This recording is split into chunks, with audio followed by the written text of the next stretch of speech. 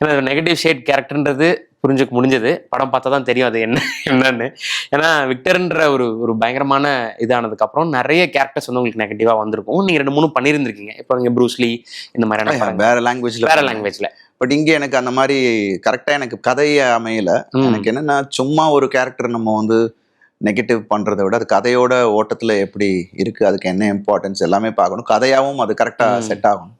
So அது எனக்கு பெருசாக எனக்கு அமையல அந்த மாதிரி கதை. So I don't want to do that. ஏன்னா நம்ம இதுலேயே நிறைய பண்ண வேண்டியது இருக்குது, இதுலேயே டிஃப்ரெண்ட் ஷேட்ஸ் பண்ண வேண்டியது இருக்குன்னு நான் அப்படி பண்ணிட்டு இருந்தேன்.